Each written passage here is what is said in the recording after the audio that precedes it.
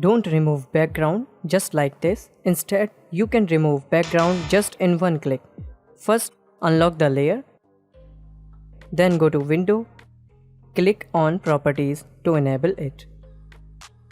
Now go to Properties panel. Here you can see Remove Background. Just click on it. Nice, the background is removed just in one click. Now go to Layer and create new solid color adjustment layer. Zoom out a little bit.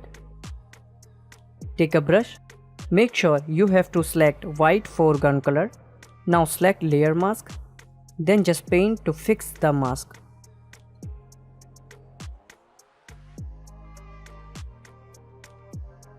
That's all guys. I hope you liked the video. Do subscribe for more amazing tutorials. Thanks for watching.